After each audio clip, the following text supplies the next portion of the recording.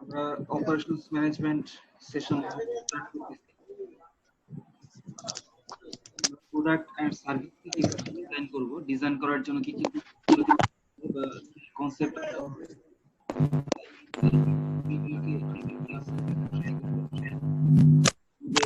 Product service কিভাবে করা হয় সেটা থাকবে। প্রোডাক্ট লাইফ সাইকেল থাকবে, কনকারেন্ট ইঞ্জিনিয়ারিং, রিভার্স ইঞ্জিনিয়ারিং। সবাইকে মিউট করে দিলে তো মনে হয় ভালো হতো স্যার, শুনতে সমস্যা হচ্ছে। Reverse engineering, design for manufacturing, design for assembly, design for environment থাকবে, ডিজাইন ফর রিলায়েবিলিটি, এরপরে পার্ট স্ট্যান্ডার্ডাইজেশন, প্রোটোটাইপিং, শেষে এই জিনিসগুলো প্রোডাক্ট লাইফ সাইকেলকে কিভাবে এফেক্ট করে এটাও থাকবে। আমরা প্রোডাক্ট আর সার্ভিসের পৃথিবীতে যত ধরনের জিনিস আছে সবগুলোকে এই দুইটা ক্যাটাগরির যে কোনো একটা ক্যাটাগরির ভিতরে ফেলা যায়। আমরা যে কোনো অবজেক্টকে আইদার আমরা প্রোডাক্ট বলতে পারি অথবা আমরা সার্ভিস বলতে পারি। যে অবজেক্ট গুলোকে আমরা বা যে সাবস্টেন্স গুলোকে ম্যানুফ্যাকচারিং করা যায়, প্রডিউস করা যায়, বা এইটা হাতে ধরা যায়, ফিজিক্যাল যে অবজেক্ট, এগুলোকে আমরা প্রোডাক্ট বলি। সার্ভিস বলতে বোঝা যায় যে যেটা ফিজিক্যালি টাচ করা যায় না, ফিল করা যায়, সার্ভিসের অ্যাকশনের ফলে মানুষের ডিমান্ড ফুলফিল হয়, তাহলে একটা ভার্চুয়াল জিনিস। সাপোজ কল সেন্টারে ফোন ধরতেছে, কাস্টমার কেয়ার সেন্টার থেকে ফোন রিসিভ করতেছে, তারা আমাদের ডিফারেন্ট প্রবলেমের সলিউশন দিচ্ছে, তো এইটা তারা সার্ভিস প্রোভাইড করতেছে। বা কোন একটা ডক্টর একটা পেশেন্টকে দেখতেছে, এটা একটা সার্ভিস প্রোভাইড করতেছে।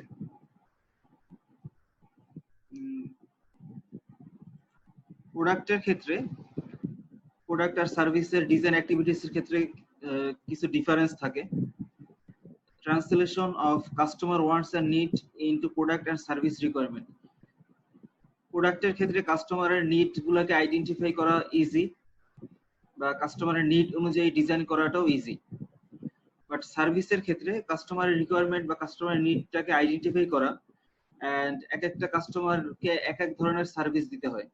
এই কারণে স্ট্যান্ডার্ড সিস্টেম ডেভেলপ করা সার্ভিসের ক্ষেত্রে খুব ডিফিকাল্ট হয়। প্রোডাক্ট এন্ড সার্ভিস ডিজাইন দরকার হয় এক্সিস্টিং প্রোডাক্ট এন্ড সার্ভিসকে ইমপ্রুভ করার জন্য, নতুন প্রোডাক্ট বা সার্ভিস ডেভেলপমেন্ট করার জন্য দরকার হয়। প্রোডাক্ট এন্ড সার্ভিসের কোয়ালিটিকে এনশিওর করার জন্য প্রোডাক্ট বা সার্ভিস ডিজাইন দরকার হয়, বা কস্ট মিনিমাইজ করার জন্য একটা টার্গেটেড কস্ট এর ভিতরে প্রোডাকশন কস্ট রাখার জন্য সার্ভিস ডিজাইন দরকার হয়, বা প্রোটোটাইপ গুলো টেস্টিং এর ক্ষেত্রে, ডকুমেন্টেশনের ক্ষেত্রে, বা প্রসেস স্পেসিফিকেশন কেমন হবে, এগুলোর জন্য প্রোডাক্ট এন্ড সার্ভিস ডিজাইন দরকার হয়। তাহলে আমি যদি এভাবে বলি যে প্রোডাক্ট বা সার্ভিসের ডিমান্ড আমরা কিভাবে ক্যালকুলেট করব। একটা প্রোডাক্টের ডিমান্ড ক্যালকুলেট করা যত ইজি, সার্ভিসের ডিমান্ড ক্যালকুলেট করাটা ডিফিকাল্ট। আমরা এই কারেন্ট আমাদের প্যান্ডেমিকের সময় যদি বলি যে কতজন পেশেন্টকে আমার সার্ভ করতে হবে, কতজন এফেক্টেড পিপল থাকবে, এইটাকে আগে থেকে ফোরকাস্ট করে তার জন্য প্রিপারেশন নেওয়াটা অনেকটা ডিফিকাল্ট, বা আমাদের প্রিপারেশনের সাথে ম্যাচ নাও করতে পারে। ম্যানুফ্যাকচারেবিলিটি বা সার্ভিসেবিলিটি, প্রোডাক্টের ক্ষেত্রে যে প্রোডাক্টকে যেহেতু ম্যানুফ্যাকচারিং করা হচ্ছে, ডিফারেন্ট প্রোডাক্টকে ম্যানুফ্যাকচারিং করা ইজি, বা কাস্টমার রিকোয়ারমেন্ট অনুযায়ী ম্যানুফ্যাকচার করা যায়। কোনো সার্ভিসকে ডিজাইন করাটা বা সার্ভিসের স্ট্যান্ডার্ড ফর্ম নিয়ে আসা ডিফিকাল্ট। সিমিলার টাইপের সার্ভিসের জন্য কোনো একটা কাস্টমার স্যাটিসফাই থাকতে পারে, কোনো একটা কাস্টমার ডিসস্যাটিসফাইড থাকতে পারে। তো রিকোয়ার্ড লেভেল অফ কোয়ালিটি, এটার ক্ষেত্রে প্রোডাক্টের একটা নির্দিষ্ট কনফরমেন্স যদি থাকে বা একটা নির্দিষ্ট ফিচার্স যদি থাকে, তাহলে সেই প্রোডাক্টকে আমরা কোয়ালিটিফুল প্রোডাক্ট বলতে পারি। যে আমি একটা ফোনের কোয়ালিটির কথা যদি বলি, একটা ফোনের ক্যামেরার মেগাপিক্সেল বেশি, তাহলে এই ক্যামেরাটাকে হয়তো কাস্টমাররা চুজ করবে। এই ফোনের প্রাইস কম, অথবা ফোনের ভলিউম কোয়ালিটি ভালো, মিউজিক শোনা যাবে ভালো, এই ধরনের ফিচার গুলো থেকে আমি বলতে পারি যে ফোনটার কোয়ালিটি ভালো। কিন্তু সার্ভিসের ক্ষেত্রে এইটা বলাটা ডিফিকাল্ট, কারণ এক একটা কাস্টমারের রিকোয়ারমেন্ট এক এক রকম। যে সার্ভিসটা নিচ্ছে, তো শুধু রিকোয়ারমেন্ট এক একটা কাস্টমার এক এক রকম এরকমও না, কে কখন সার্ভিসটা নিচ্ছে তার উপরও ডিপেন্ড করবে। সিমিলার ভাবে ইকোনমিক জাস্টিফিকেশন, আমরা প্রোডাক্ট বা সার্ভিস ডিজাইন করার সময় যে ডিজাইনটা করা হবে সেক্ষেত্রে এটা ইকোনমিক কিনা বা আমার প্রফিট থাকবে কিনা এগুলোকেও কনসিডার করা। এই কারণে প্রোডাক্ট বা সার্ভিস ডিজাইন করার জন্য প্রোডাক্ট লাইফ সাইকেল অ্যাসেসমেন্টটা নেসেসারি। প্রোডাক্ট লাইফ সাইকেল কেন দরকার হয়? কারণ হচ্ছে যে কোনো প্রোডাক্টেরই একটা লিমিটেড লাইফ থাকে, এটা আনলিমিটেড টাইম পর্যন্ত মার্কেটে থাকবে বা আমাদের এনভায়রনমেন্টের মধ্যে থাকবে এরকম না। প্রত্যেকটা প্রোডাক্টের, মানুষের যেরকম বা প্রত্যেকটা প্রাণীর যেরকম একটা লাইফ আছে, ঠিকই ভাবে প্রোডাক্টেরও একটা লাইফ থাকে। প্রোডাক্ট সেল করাটা একটা ডিফারেন্ট স্টেজের ক্ষেত্রে ডিফারেন্ট চ্যালেঞ্জ ফেস করে বা ডিফারেন্ট অপরচুনিটি থাকে। এক একটা স্টেজে এক একভাবে প্রফিট রাইজ করে বা ফল করে। ডিফারেন্ট স্টেজের জন্য ডিফারেন্ট টাইপস অফ মার্কেটিং বা different type of financial management বা ম্যানুফ্যাকচারিং পারচেজিং ডিসিশন এগুলো ডিফারেন্ট হবে। যদি একই স্ট্র্যাটেজি সবগুলা প্রোডাক্টের ক্ষেত্রে সবগুলা লাইফ সাইকেলের স্টেজে যদি সিমিলার স্ট্র্যাটেজি ফলো করা হয়, সেক্ষেত্রে দেখা যাবে যে সাকসেস রেটটা খুব কম থাকবে। সিমিলার ভাবে জেনারেলি যদি বলি যে একটা প্রোডাক্ট লাইফ সাইকেল সাধারণত একটা বেল শেপড কার্ভ হয়, and each product may have a different life cycle. যে কোন একটা প্রোডাক্টের লাইফ সাইকেল যদি বলি বা লাইফ যদি বলি, তো একটা 2 বছর একটা প্রোডাক্ট মার্কেটে থাকবে এরকম হতে পারে, বা কোন প্রোডাক্ট এরকম হতে পারে যে 5 বছর থাকবে, কোন প্রোডাক্ট 6 মাস থাকবে, এরকম হতে পারে। যেমন দেখেন এই প্যান্ডেমিকের সময় আমরা যে পার্সোনাল প্রোটেক্টিভ ইকুইপমেন্ট গুলো ইউজ করতেছি, আমরা যে পরিমাণ হ্যান্ড গ্লাভস ইউজ করা হচ্ছে বা মাস্ক ইউজ করা হচ্ছে, স্যানিটাইজার ইউজ করা হচ্ছে বা হেক্সিসল ইউজ করা হচ্ছে, এই জিনিসগুলো হয়তো আমরা আগে এই পরিমাণ ইউজ করতাম না, এখন যতটা ইউজ করতেছি। তাহলে হয়তো প্যান্ডেমিক যদি হঠাৎ করে এই রেটটা ডিক্রিজ করে, তাহলে হয়তো এইগুলো ইউজ করার পার্সেন্টেজ আবার হয়তো কমে যাবে। অথবা আমি মেডিকেল ইকুইপমেন্টের কথা যদি বলি, যে আমাদের পালস অক্সিমিটার খুব পপুলার হইতেছে, যে বাসায় বসেই মানুষের অক্সিজেন স্যাচুরেশন রেট দেখতে পারে বা পালস দেখতে পারতেছে, কখন হসপিটালে অ্যাডমিট হইতে পারবে আলাদাভাবে একটা আমাদেরকে সিগন্যাল দিতে পারবে, বা বাসার ভিতরে অক্সিজেন সিলিন্ডার বা এই জিনিসগুলোর আইটেমগুলো। তো এই আইটেমগুলো কিন্তু সবসময় একই ধরনের ডিমান্ড থাকবে এরকম না, বরং এইটা জাস্ট প্যান্ডেমিকের জন্য একটা ডিমান্ড ক্রিয়েট হচ্ছে বা মানুষ ইউজ করতেছে। তো একইভাবে যেটা বলতে যাচ্ছে যে ডিফারেন্ট প্রোডাক্টের জন্য ডিফারেন্ট লাইফ সাইকেল থাকবে। তো যেহেতু ডিফারেন্ট লাইফ সাইকেল থাকবে, তাহলে কোন প্রোডাক্টের লাইফ সাইকেল কেমন তার উপর ডিপেন্ড করবে যে তার রেভিনিউ পার্সেন্টেজ বা প্রফিট পার্সেন্টেজ কেমন করতে হবে। প্রোডাক্ট লাইফ সাইকেল হেল্প করে যে নতুন রিডিজাইনের জন্য বা কাস্টমারকে সাপোর্ট দেওয়ার জন্য বা মার্কেট থেকে উজ্জ্বল করার জন্য প্রোডাক্ট লাইফ সাইকেলটা ইম্পর্টেন্ট। যে যে স্টেজ গুলো থাকে, একটা থাকবে ডেভেলপমেন্ট স্টেজ, মানে আইডিয়া জেনারেট করার থেকে শুরু করে মার্কেটটাকে ডেভেলপমেন্ট করার পর্যন্ত বা ডিজাইনকে ডেভেলপমেন্ট করা। এরপরে ইন্ট্রোডাকশন বা লঞ্চ স্টেজ, এরপরে আস্তে আস্তে মার্কেটে গ্রোথ হবে, এরপরে ম্যাচুরিটি স্টেজে যাবে। ম্যাচুরিটি স্টেজের পরে যখন স্যাচুরেশন স্টেজে যাবে, ওইটা মানে প্রত্যেকটা কাস্টমার বা ওই টার্গেট কাস্টমার যারা, তাদের ভিতরে স্যাচুরেশন লেভেলে থাকবে। এরপরে আস্তে আস্তে এর ডিমান্ড ডিক্রিজ করতে থাকবে, ডিক্লাইন করতে থাকবে, ডিক্লাইন করতে করতে একটা সময় মার্কেট আউট হয়ে যাবে। ডেভেলপমেন্ট স্টেজের ক্ষেত্রে আমরা যখন আইডিয়া জেনারেট করি কোন একটা প্রোডাক্টের ক্ষেত্রে, যে আইডিয়া গুলো অনেক ভাবে আসতে পারে, যে মার্কেট রিসার্চ করে কাস্টমার এক ধরনের প্রোডাক্ট চাচ্ছে, ওই প্রোডাক্টটা মার্কেটে নাই, তো আমি চিন্তা করলাম যে তাহলে কিভাবে এই ধরনের প্রোডাক্টটা নিয়ে আসা যায়। সিমিলার ভাবে কম্পিটিটর কারা আছে তাদেরকে মনিটরিং করা, আর&ডি ডিপার্টমেন্ট প্ল্যান করা কিভাবে কাজ করবে। এছাড়া দেখা যায় যে এটা অনেক সময় লাকেরও ব্যাপার, যে কোন প্রোডাক্টটাকে কাস্টমার কখন এইটাকে খাবে, এইটা অনেক সময় সবার মাথায় সবসময় আসে না। এই পারসেপশনটা আসা অনেকটা লাকেরও ব্যাপার অনেক সময়, বা ক্রিয়েটিভ থিঙ্কিং এর উপরে ডিপেন্ড করে, যে সাপোজ এখন থেকে 20 বছর পরে আমার ইকোনমিটা কোথায় যাবে। আমরা যদি বলি যে বাংলাদেশি ইকোনমি 80% ফরেন আর্নিংসটা টেক্সটাইল বা গার্মেন্টস সেক্টরের থেকে আমাদের আসতেছে। তো কোনো কারণে যদি এই সেক্টরটা হ্যাম্পার্ড হয়, যেমন প্যান্ডেমিকের কারণেই ছোট ছোট ফ্যাক্টরিগুলো বা মিডিয়াম লেভেল ফ্যাক্টরি অনেক বেশি এদের অর্ডারের ভিতরে প্রবলেম হচ্ছে, সেক্ষেত্রে তাহলে 20 বছর পরে এই ফ্যাক্টরিগুলো সার্ভাইভ করতে পারবে কিনা, বা 5 বছর পরে সার্ভাইভ করতে পারবে কিনা। যদি না করতে পারে তাহলে দেশের ইকোনমি কোথায় যাবে? তো এর আমরা বিকল্প কোনো কিছু এখন থেকেই চিন্তা করতেছি কিনা। তো লং টার্ম যে চিন্তা ভাবনা, এই সব কিছু হচ্ছে ডেভেলপমেন্ট স্টেজের ভিতরে আসবে। এরপরে ইন্ট্রোডাকশন বা লঞ্চ স্টেজের ক্ষেত্রে, যেহেতু একটা নতুন প্রোডাক্ট বা এক্সিস্টিং প্রোডাক্টের মডিফাই করে আমরা মার্কেটে ছাড়বো, তো তার জন্য অ্যাডভার্টাইজিং লাগবে বা কাস্টমারকে জানাইতে হবে, প্রমোশন দিতে হবে, ক্যাম্পেইনিং করতে হবে। কাদেরকে আমরা টার্গেট কাস্টমার, সেই সমস্ত অডিয়েন্সদেরকে আমরা টার্গেট করে করে ক্যাম্পেইন করতে হবে। ইনিশিয়াল সেল কেমন হচ্ছে সেটাও মনিটরিং করা, যে আমি যে পরিমাণ ক্যাম্পেইন করতেছি সেই পরিমাণ সেলস হচ্ছে কিনা। যদি না হয় তাহলে আমরা ডিফারেন্ট এরিয়াতে ডিফারেন্ট ক্যাম্পেইন করে সেল করতে পারি, বা ম্যাক্সিমাইজ পাবলিসিটিটা ম্যাক্সিমাম কিভাবে করা যায়, বা হাই কস্টিং বেড়ে যাচ্ছে কিনা, সেলস কম হচ্ছে কিনা, এই সব রেশিও গুলাকে ক্যালকুলেট করা। গ্রোথ স্টেজের ক্ষেত্রে নতুন একটা প্রোডাক্ট যখন কাস্টমারের কাছে পরিচিত হয়, ইন্ট্রোডাকশন স্টেজের ক্ষেত্রে, গ্রোথ স্টেজের ক্ষেত্রে কাস্টমারকে অ্যাওয়ার করা যায় তারা কি আসলেই কি বেনিফিট পাচ্ছে। তো এই অ্যাওয়ারনেস যখন ক্রিয়েট হয় তখন ওই প্রোডাক্টের সেলসটা ইনক্রিজ করে, রেভিনিউ ইনক্রিজ করে, ফিক্সড কস্ট গুলা যেহেতু সেলস ইনক্রিজ করে, ফিক্সড কস্ট গুলা টোটাল সেলস এর ভিতরে ডিভাইড হয়ে যায়, তো পার ইউনিটের প্রোডাকশন কস্টিং কমে আসতে থাকে, প্রফিট এই সময় থেকে, গ্রোথ স্টেজ থেকে প্রফিট আসে। সাধারণত ডেভেলপমেন্ট স্টেজে যে কস্টিং হয় বা ইন্ট্রোডাকশন স্টেজে ক্যাম্পেইনের জন্য যে কস্টিং গুলো হয়, এগুলো আস্তে আস্তে গ্রোথ স্টেজে দেখা যায় যে ব্রেক ইভেন আসা শুরু করে। গ্রোথ স্টেজে আরেকটা বিষয় যেটা খেয়াল রাখতে হয় যে নতুন প্রোডাক্ট যেহেতু আসতেছে, কম্পিটিটররা কিভাবে রিঅ্যাক্ট করতেছে।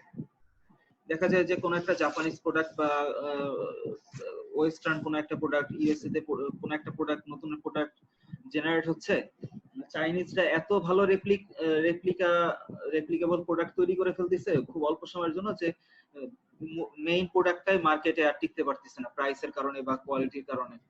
তো এই ধরনের কম্পিটিটরদের রিঅ্যাকশন, এটা আমাদেরকে মনিটরিং করা। ম্যাচুরিটি স্টেজের ভিতরে কোনো একটা আইটেম মানে সেলসটা একদম পিকে চলে যায়, এরপরে আস্তে আস্তে ডিক্লাইন করে।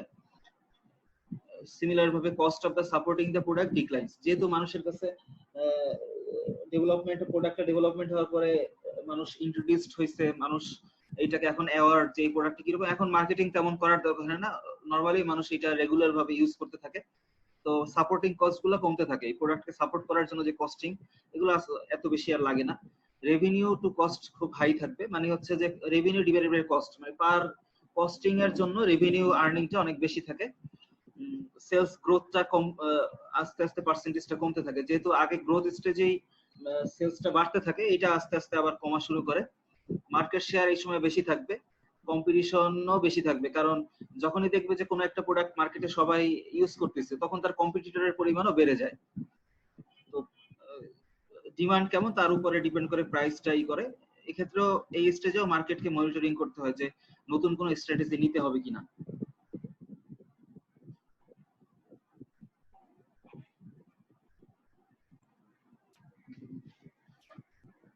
স্যাচুরেশন স্টেজের ক্ষেত্রে, স্যাচুরেশন স্টেজে দেখা যায় যে সিমিলার প্রোডাক্টকে মার্কেটে আরো অন্যান্য কম্পিটিটররা নিয়ে আসতে চায়। তো দেখা যায় যে সিমিলার প্রোডাক্ট দ্বারা মার্কেটে ফ্লাড, মানে যেমন একটা এক্সাম্পল বলি, যে একটা সময় মার্কেটে দেখবেন যে শুধুমাত্র কোকোলা নুডলস ছিল, এরপরে কোকোলা নুডলস এর পরে ম্যাগি নুডলস আসলো, এখন দেখবেন যে বাজারে মনে হয় 30-40 রকমের নুডলস পাওয়া যায়।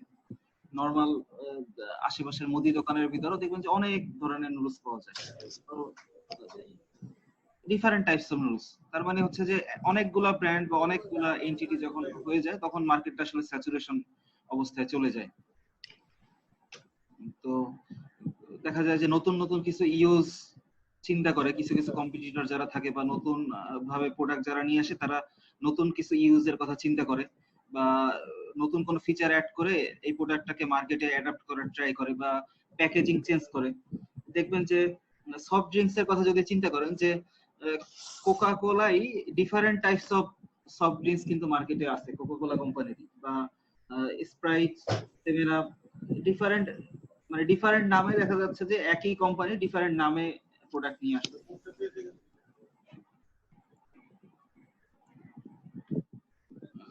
লাস্ট স্টেজটা থাকে হচ্ছে ডিক্লাইন বা উইথড্রল স্টেজ। সেটা হচ্ছে যে প্রোডাক্টটা স্যাচুরেশন হতে হতে ডিমান্ড কমতে থাকে, মানুষের কাছে ওই ভ্যালুগুলা মানুষের কাছে ওই প্রোডাক্টের ডিমান্ড গুলা একদমই কমতে থাকে, কারণ ফ্যাশনটা চেঞ্জ হয়ে যায় বা মানুষের রিকোয়ারমেন্ট ডিমান্ড গুলো চেঞ্জ হয়ে যায়। সেলস ডিক্লাইন করে যেহেতু, এই কারণে কস্ট, সাপোর্টিং কস্ট গুলো আবার বাড়তে থাকে। তো যখনই সাপোর্টিং কস্ট বাড়তে থাকবে তার মানে পার ইউনিটের রেভিনিউ কমতে থাকবে। তো এই কারণে প্রোডাক্টটা মার্কেট থেকে উইথড্র করে নিয়ে আসতে হয়, বা এটাকে আমরা প্রোডাক্ট লাইফ সাইকেলের লাস্ট স্টেজ বলি। যেমন আমরা একটা সময় ছোটবেলায় দেখা যেত যে মানুষ MP3 তে MP4 এ গান শুনতো। এখন মানুষের মোবাইলের ভিতরেই দেখা যাচ্ছে যে ওই MP3 বা MP4 এর চাইতে আরো ভালো সাউন্ড কোয়ালিটির সে মিউজিক শুনতে পাচ্ছে। তো MP3 MP4 এখন মার্কেটে নাই বললেই চলে, বা মানুষজন খুব একটা ইউজ করার জন্য কমফোর্টেবল না। তো গ্রাফিক্যাল ভাবে যদি দেখি যে এক্স অ্যাক্সিসে হচ্ছে সেলস থাকে, টাইমের সাথে ডেভেলপমেন্ট স্টেজ থেকে স্টার্ট হয়, এরপরে একটা থাকবে ইন্ট্রোডাকশন স্টেজ, এরপরে থাকবে গ্রোথ স্টেজ, ম্যাচুরিটি স্টেজ, এরপরে স্যাচুরেশন স্টেজ, এরপরে হচ্ছে ডিক্লাইন বা উইথড্রল স্টেজ। কস্টিং এর ক্ষেত্রে আমরা যদি এক্সটেনশন স্ট্র্যাটেজি না হয়, যে আপনাদেরকে বলা হইতেছিল যে নতুন কোনো ফিচার অ্যাড করার ফলে বা নতুন ভাবে মার্কেটিং করার ফলে যে ডটেড যে লাইনগুলা যখনই এরকম গ্রোথ স্টেজে আছে বা ম্যাচুরিটি স্টেজে আছে, তখন স্যাচুরেশনে যাওয়ার আগেই আবার নতুন কোনো প্রোডাক্টের ভিতর নতুন কোনো ফিচার অ্যাড করা হচ্ছে, যে ফিচারের ফলে ওই প্রোডাক্টটা আরো কিছুদিন মার্কেটে স্টে করতেছে। এটা একটা এক্সটেনশন স্ট্র্যাটেজির ফলে হয়। আর প্রোডাক্ট লাইফ সাইকেলের ক্ষেত্রে ব্রেক ইভেন কখন আসে, এটা একটা typical bell shaped curve product life সাইকেলের ক্ষেত্রে।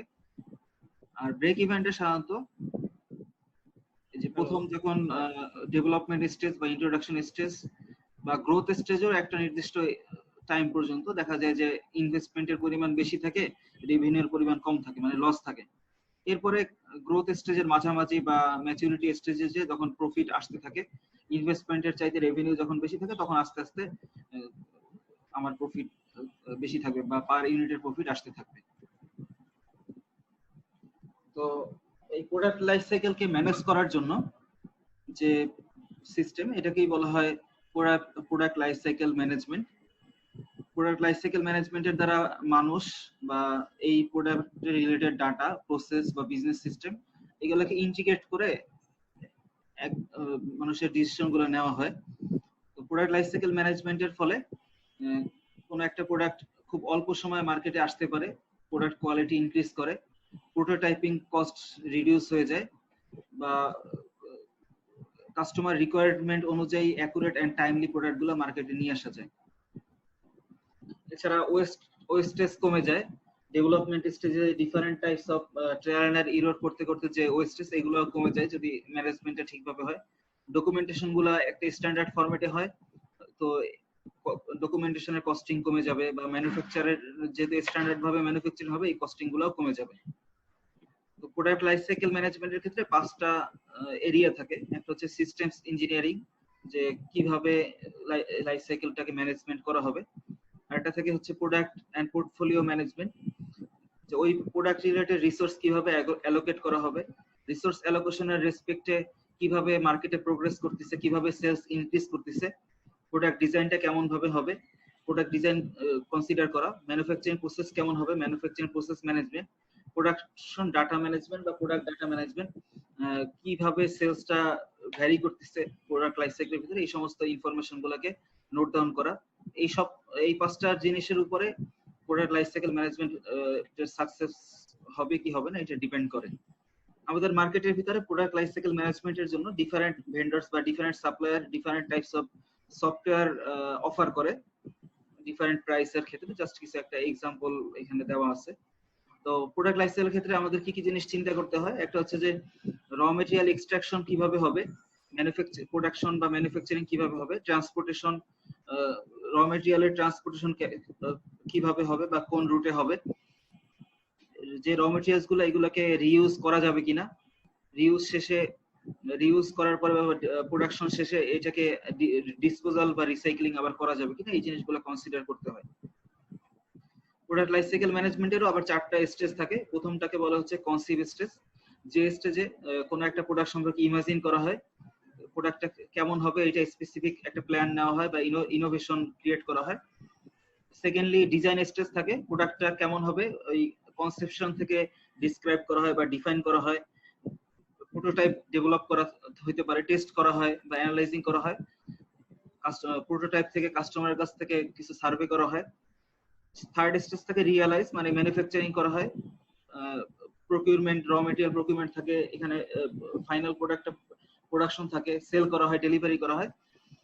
আর আফটার প্রোডাকশন যে সার্ভিস গুলা, অপারেশন কিভাবে হবে, কিভাবে সেলস মেনটেন করা হবে, কিভাবে প্রোডাকশন মেনটেন করা হবে, কাস্টমারকে কিভাবে সাপোর্ট দেওয়া হবে, এই জিনিসগুলো থাকে সার্ভিস স্টেজের মধ্যে। তো পিএলএম মেথডের জন্য অনেকগুলো ফেজ আউট বলতে কি বোঝানো হচ্ছে? ফেজ আউট হচ্ছে প্রোডাক্ট লাইফ সাইকেলের যে 5টা স্টেজ ছিল, যে প্রত্যেকটা স্টেজের আলাদা আলাদা ফেজ যখন শেষ হয়ে যায়, যেমন গ্রোথ শেষে আমরা ম্যাচুরিটি স্টেজ পাচ্ছি বা ম্যাচুরিটি স্টেজ শেষে ডিক্লাইন স্টেজ পাচ্ছি। তো এই এক একটা ফেজের এন্ডটাকে বলা হচ্ছে ফেজ আউট কন্ডিশন। পিএলএম এর মেথোডোলজি যেগুলো আছে, কনকারেন্ট ইঞ্জিনিয়ারিং বলে, কনকারেন্ট ইঞ্জিনিয়ারিং মাধ্যমে প্রোডাক্ট লাইফ সাইকেল ম্যানেজমেন্ট করা যায়, বা industrial design, bottom up approach, মানে একটা অর্গানাইজেশন এমপ্লয়ীদের একদম নিচ থেকে যদি আমি তাদের ভয়েস শুনে আমরা কোনো একটা ডিজাইন করি, বা ম্যানেজমেন্ট যদি ডিসিশন দিয়ে যায় সেটাকে আমরা বলি টপ ডাউন ডিজাইন বলা হয়। ফ্রন্ট লোডিং ডিজাইন মানে হচ্ছে যারা মার্কেটিং করে তাদের কাছ থেকে যখন আইডিয়া নিয়ে কোনো একটা প্রোডাক্ট মার্কেটে ছাড়া হয়। ডিজাইন ইন কনটেক্সট মানে হচ্ছে যে যারা আর&ডি টিমে আছে তারা যদি কোনো একটা তারা যদি চিন্তা করে কোনো একটা প্রোডাক্ট মার্কেটে নিয়ে আসে, তখন আমরা সেটাকে front loading design in context বলা হয়।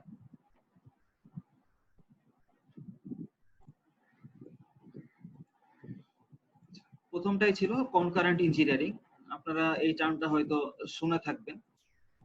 কনকারেন্ট ইঞ্জিনিয়ারিং এর ভিতরে যে কোন একটা প্রোডাক্টকে প্রোডাক্ট ডেভেলপমেন্ট থেকে শুরু করে একদম ফাইনাল স্টেজ পর্যন্ত এটা প্যারালাল ভাবে করা হয়। প্যারালাল ভাবে বলতে আপনারা পিপি মিটিং করেন প্রোডাকশনের ক্ষেত্রে, দেখবেন যে আমাদের গার্মেন্টস বা টেক্সটাইলের ইউনিট গুলোতে আমাদের পিপি মিটিং হয়।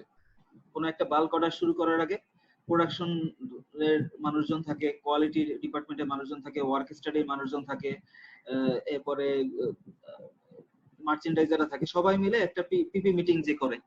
তো এইখানে যে কাজটা করে এটাও অনেকটা কনকারেন্ট ইঞ্জিনিয়ারিং এর যে কনসেপ্ট এরকমই, যে কনকারেন্ট ইঞ্জিনিয়ারিং এমন একটা স্ট্র্যাটেজি যেখানে অল টাস্ক ইনভলভ, মানে কোন একটা অর্ডারের ক্ষেত্রে যারা যারা ইনভলভ সবাই মিলে একসাথে প্ল্যানিং করে বা কিভাবে করলে ওয়েস্টেজ কম হবে বা সবচেয়ে ভালো কোয়ালিটি ফুল প্রোডাক্ট পাবে, এটা সবাই মিলে মিটিং করে। তাহলে collaboration between all individual group and departments within a company regarding customer research related হইতে পারে, ডিজাইন রিলেটেড হইতে পারে, আর&ডি ডিপার্টমেন্ট থাকবে, মার্কেটিং যারা করছে তারা থাকবে, অ্যাকাউন্টিং ডিপার্টমেন্ট থাকবে, ইঞ্জিনিয়ারিং ডিপার্টমেন্ট থাকবে, সবাই মিলে ওই পার্টিকুলার অর্ডারের ক্ষেত্রে যারা যারা ইনভলভ সবাইকে নিয়ে একটা টিম ফরমেশন করা হয়। কনকারেন্ট ইঞ্জিনিয়ারিং কেন দরকার হয়? একটা হচ্ছে যে মার্কেট প্রতিনিয়ত চেঞ্জ হয়, তো প্রোডাকশন ডিপার্টমেন্ট হয়তো জানে না যে ফ্যাশন ট্রেন্ডটা কিভাবে চেঞ্জ হচ্ছে, এইটা হয়তো মার্কেটিং ডিপার্টমেন্ট বা মার্চেন্ডাইজিং এ যারা আছে তারা হয়তো এটা আরো ভালো বলতে পারবে। তো যখন একসাথে মিলে কোনো একটা প্ল্যানিং করে তখন দেখা যাবে যে ভালো বা বেটার রেজাল্ট পাওয়া যায়। তো মার্কেট যেহেতু চেঞ্জ করতে থাকবে, কোম্পানি ওই চেঞ্জ মার্কেটের সাথে যাতে একই পেসে প্রোডাকশন করতে পারে বা একই ফ্যাশনে আগাইতে পারে, এই কারণে কনকারেন্ট ইঞ্জিনিয়ারিং দরকার হয়। আর ট্রেডিশনাল অ্যাপ্রোচের ক্ষেত্রে ডিসিশন গুলা দেখা যায় যে যারা প্ল্যানিং করবে, প্ল্যানিং করে এক্সিকিউশন ফেজে আসতে আসতে মার্কেট চেঞ্জ হয়ে যাচ্ছে বা ফ্যাশন চেঞ্জ হয়ে যাচ্ছে। তো কনকারেন্ট ইঞ্জিনিয়ারিং যেহেতু সবাই মিলে ডিসিশন নিচ্ছে, তাহলে ডিসিশন গুলো খুব তাড়াতাড়ি নেওয়া যায়, রিপিটিটিভ টাস্ক কম করেই বা এলিমিনেট বা রিডিউস করে ডিজাইন করা যায় বা প্রোডাকশন করা যায়, ওয়েস্টের পরিমাণ, রিওয়ার্কের পরিমাণ কমে যায়, প্রোডাকশন বা মার্কেটে খুব তাড়াতাড়ি আসতে পারে, কোম্পানির প্রফিট ম্যাক্সিমাইজ হয়, ইফিশিয়েন্ট ভাবে কাজ করতে পারে। ট্রেডিশনাল অ্যাপ্রোচের যদি এক্সাম্পল বলি, আমরা এখন কোনো একটা প্রোডাক্ট বা কোনো একটা অর্ডার মার্কেটে নিয়ে আসার ক্ষেত্রে কি হয়, প্রথমে একটা R&D ডিপার্টমেন্ট হয়তো একটা মার্কেট রিসার্চ করে মার্চেন্ডাইজিং একটা ডিজাইন দিতে পারে, অথবা R&D ডিপার্টমেন্ট একটা ডিজাইন তৈরি করতে পারে, তার কস্টিং কি হবে বা প্রোডাকশন টার্গেট কি হবে এইটা প্রথমে একটা প্ল্যান করা হয়, সেই অনুযায়ী একটা ডিজাইন করা হয়। ডিজাইনের ভিতরে কনসেপচুয়ালাইজেশন থাকে, ডিজাইনের সিনথেসিস থাকে, ইভালুয়েট করা হয়, অ্যানালাইসিস হয়, ডকুমেন্টেশন, সবগুলো একটা ডিপার্টমেন্টের মধ্যে হয়। এরপরে এটা প্রোডাকশন করা যাবে কিনা এটা ম্যানুফ্যাকচারিং রিভিউ নেওয়া হয়। এরপরে অ্যাকাউন্টস ডিপার্টমেন্ট থেকে বা ফাইন্যান্স ডিপার্টমেন্ট থেকে এই কস্টিংটা কিরকম হবে, কস্টিং এর সাথে টার্গেটটা মিসম্যাচ করতেছে কিনা, যদি না করে তাহলে আগের স্টেজগুলো আবার সবগুলো স্টেজ রিপিট করা হয়। যদি কস্টিং এর সাথে প্রোডাকশন টার্গেট ম্যাচ করে সেক্ষেত্রে সাব অ্যাসেম্বলি কেমন হবে, প্রোডাকশন ইঞ্জিনিয়ারিং ডিজাইন কেমন হবে, ম্যানুফ্যাকচারিং কেমন হবে, কাস্টমারকে কিভাবে রিপ্রেজেন্ট করা হবে, এইভাবে করা হচ্ছে। বাট কনকারেন্ট ইঞ্জিনিয়ারিং এ যেটা হয়, যেভাবে বলতেছিলাম যে সব ডিপার্টমেন্টের মেম্বাররা একসাথে মিলে থাকবে। এই যে ডান পাশে যেটা দেখা যাচ্ছে যে কনকারেন্ট ইঞ্জিনিয়ারিং টিম, যার ভিতরে প্রোডাকশন ইঞ্জিনিয়াররা থাকে, ইকুইপমেন্ট ভেন্ডর মানে যারা ইকুইপমেন্ট সাপ্লাই দেয়, ডিজাইন যারা করে, প্রোডাক্ট ডিজাইন যারা করে, প্রোডাকশন কন্ট্রোলে যারা থাকবে, সিএনসি প্রোগ্রামিং যেখানে সিএনসি মেশিন লাগে সেখানে সিএনসি প্রোগ্রামাররা থাকবে, যারা জব হোল্ডিং ফিক্সার ডিজাইন করে কোয়ালিটি টিম থাকবে, পার্ট সাপ্লাই যারা করে তারা থাকবে, টুল ডিজাইন বা পারচেজিং টিম, মার্কেটিং, সবাই মিলে, প্রোডাকশন ডিপার্টমেন্ট, কোয়ালিটি, সবাই মিলে একটা টিম থাকবে। তারা মিলে একসাথে কোন একটা নতুন প্রোডাক্টের ক্ষেত্রে কনসেপ্ট ডেভেলপ করে। এরপরে বাকি যে ডিজাইন ডেভেলপমেন্টের ক্ষেত্রে যে স্টেজগুলো, সিনথেসিস, ডিজাইন, এন্ডিসমেন্ট, অ্যাসেম্বলি কেমন হবে, ম্যানুফ্যাকচারিং কেমন হবে সেটা করে। এরপরে অ্যানালাইসিস, ইভালুয়েশন, ডকুমেন্টেশন, সবগুলা সব টিম মেম্বাররা মিলে একসাথে যেহেতু মাথা খাটাই করতেছে, সেক্ষেত্রে একজন আরেকজনকে অপোজ দেওয়ার বা একজন আরেকজনকে বাধা দেওয়ার পসিবিলিটি কমে যায়। আমাদের ফ্যাক্টরিতে এখন হয় যে R&D ডিপার্টমেন্ট একটা ডিজাইন তৈরি করে, বাল্কে এসে ম্যানেজার বলে দেয় না এটা বাল্ক প্রোডাকশন পসিবল না, এটা আমি অর্ডার নিতে পারবো না। তো দেখা যায় যে আগের যত রিসার্চ বা আগের যত ডেভেলপমেন্ট এই সবগুলাই ওয়েস্টেজ হয়ে যায়। তো উপরের ফিগারটা হচ্ছে কনভেনশনাল অ্যাপ্রোচের ক্ষেত্রে কোন একটা প্রোডাক্ট নতুন ভাবে মার্কেটে নিয়ে আসতে কি পরিমাণ টাইম লাগে, idea generation, product design, manufacturing, assembly, maintenance, সবগুলো যেহেতু একটার পরে আরেকটা হয়, ওভারঅল টাইম যে পরিমাণ লাগে, কনকারেন্ট ইঞ্জিনিয়ারিং যদি নতুন প্রোডাক্ট ডেভেলপ করা হয় সেক্ষেত্রে দেখা যায় যে 50% টাইমের ভিতরেই নতুন নতুন প্রোডাক্ট মার্কেটে নিয়ে আসা যায়, নতুন নতুন অর্ডার মার্কেটে নিয়ে আসা যায়।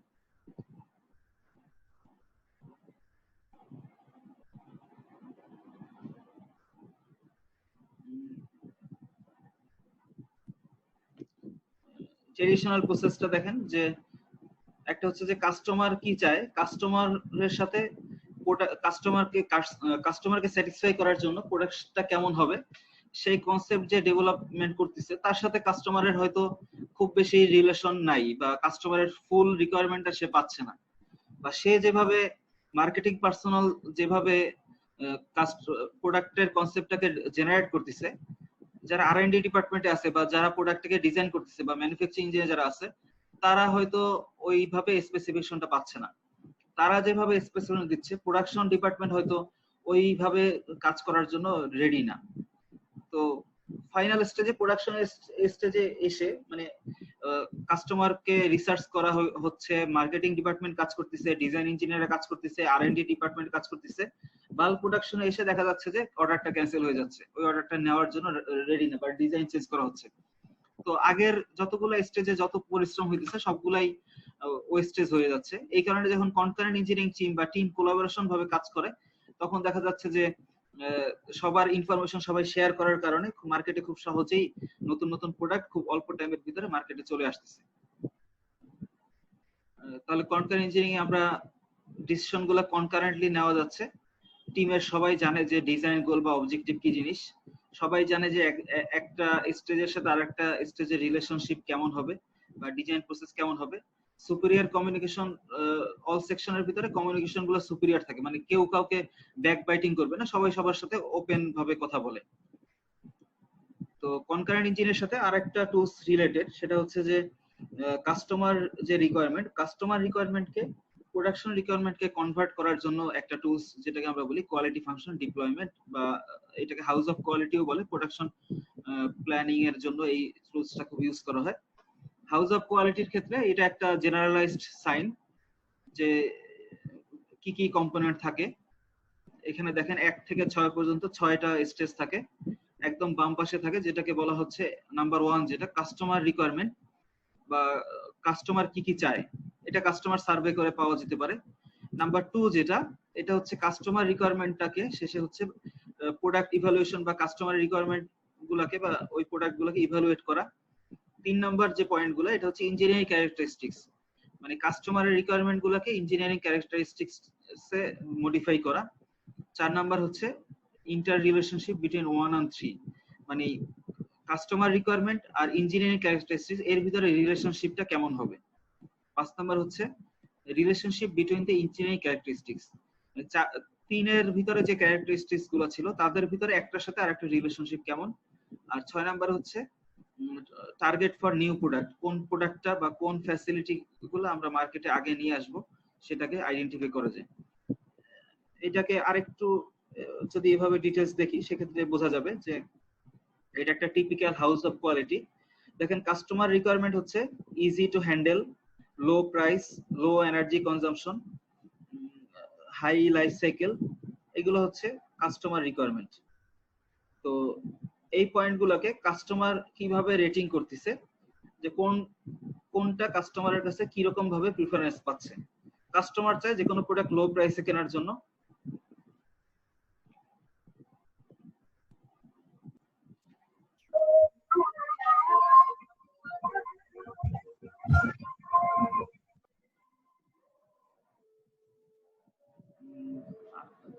এরপরে 3 নাম্বার বলা ছিল যে ইঞ্জিনিয়ারিং ক্যারেক্টারিস্টিক্স, তার মানে এই হুইল উইডারের ক্ষেত্রে মোটরটা কেমন হবে বা তার ব্লেড ম্যাটেরিয়ালটা কেমন হবে, আরপিএম কেমন হবে, ওয়েট কেমন হবে, বা কাটারটা অ্যাডজাস্ট করা যাবে কিনা, বল বেয়ারিং কেমন হবে, এই ভ্যালুগুলোকে আমরা বলা হচ্ছে যে ইঞ্জিনিয়ারিং ক্যারেক্টারিস্টিক্স। তাহলে কাস্টমার রিকোয়ারমেন্টের সাথে টেকনিক্যাল রিকোয়ারমেন্ট বা ইঞ্জিনিয়ারিং ক্যারেক্টারিস্টিক্স এই দুইটাকে ম্যাচ করার জন্য কিছু সাইন ইউজ করা হয়। যেমন দেখেন এগুলোকে হচ্ছে রিলেশনশিপ। স্ট্রং রিলেশনশিপ হলে 10 পয়েন্ট, মিডিয়াম রিলেশনশিপ হলে 5 পয়েন্ট, উইক রিলেশনশিপ হলে 2 পয়েন্ট। এই পয়েন্টগুলো একটা স্ট্যান্ডার্ড সিস্টেম আর কি। কোথাও কোথাও 1, 3, 5 ইউজ করে, কোথাও 2, 5, 10 এভাবে ইউজ করা হয়, এক একটা স্ট্যান্ডার্ড সিস্টেম মেনটেন করে। তার মানে হচ্ছে দেখেন ইজি টু হ্যান্ডেল, এটা হচ্ছে একটা কাস্টমার রিকোয়ারমেন্ট। তো মোটরের সাথে এই প্রোডাক্টটা হ্যান্ডেল করা ইজি হবে, এর রিলেশনশিপটা কেমন। মোটরের সাথে হ্যান্ডেল করা, মোটর যদি মিডিয়াম রিলেশনশিপ, তার মানে হচ্ছে যে মোটরটা যদি যেখানে হ্যান্ডেল আছে তার আশেপাশে থাকে বা মোটর এমন ভাবে বড় হইলো যে ওটা ধরতে ডিফিকাল্ট হয়ে যাচ্ছে, তো হ্যান্ডেলের ক্ষেত্রে মোটরের রিলেশনশিপটা মাঝামাঝি। আবার স্ট্রং রিলেশনশিপ দেখেন, মোটর যত ইফিসিয়েন্ট মোটর হবে বা হাই কোয়ালিটি যদি মোটর হয় তাহলে প্রাইস বেড়ে যাবে। তাহলে লো প্রাইসের সাথে মোটরের রিলেশনশিপটা হচ্ছে স্ট্রং রিলেশনশিপ। বা কাটিং স্পিডও মোটরের সাথে রিলেটেড, তার মানে হাই রিলেশনশিপ। আরপিএম এর সাথে হ্যান্ডেলিং এর কোনো রিলেশনশিপ নাই, এই কারণে ফাঁকা রাখা হচ্ছে। তাহলে এভাবে দেখেন, আমরা যদি এক একটা মোটর বরাবর যে কলামটা আছে, টোটাল কাস্টমার রেটিং হচ্ছে 4 আর মোটরের রিলেশনশিপ হচ্ছে 5, তাহলে 4 5 20। মিডিয়াম রিলেশনশিপের জন্য হচ্ছে 5 আর ইজি টু হ্যান্ডেল এর কাস্টমার রেটিং হচ্ছে 4, তাহলে 4 5 20। সিমিলার ভাবে লো প্রাইসের জন্য কাস্টমার রেটিং 5 আর রিলেশনশিপ হচ্ছে 10, 5 10 50, তাহলে 20 আর 50 70, 2 আর 10 70 আর 20 90, 90 আর 30 120, টোটাল মোটর বরাবর পাওয়া যাচ্ছে 120। সিমিলার ভাবে ব্লেড ম্যাটেরিয়ালের জন্য 120, আরপিএম এর জন্য 40, লো ওয়েটের জন্য 40 50, অ্যাডজাস্টেবল কাটার 45, বল বিয়ারিং 36। তাহলে এটা যেহেতু 100 এর চাইতে বেশি আছে, সবগুলোকে পার্সেন্টেজে নিয়ে আসলে আমাদের মোটরের পার্সেন্টেজ হচ্ছে 29, ব্লেড ম্যাটেরিয়াল 29%, আরপিএম ইম্পর্টেন্স 10%, লো ওয়েট হচ্ছে 12%, অ্যাডজাস্টেবল কাটা 11%, বল বেয়ারিং হচ্ছে 9%। এখন হচ্ছে একদম ডান পাশের যে দুইটা কলাম দেখা যাচ্ছে, একটা হচ্ছে যে আমরা যে প্রোডাক্টটা ডিজাইন করব সেই প্রোডাক্টের জন্য সেই প্রোডাক্টের সার্ভে, আর একটা হচ্ছে ডিফারেন্ট কোনো কম্পিটিটরের যে সার্ভে তার সেটা কেমন হবে। তো এইটা কাস্টমারকে যখন মার্কেটিং করা হবে তখন এই রেটিং গুলো কাস্টমার দিচ্ছে। এফ হচ্ছে ফেয়ার বা গুড, অথবা ফেয়ার গুড পুয়ার, এই রিলেশনশিপ গুলো দিবে।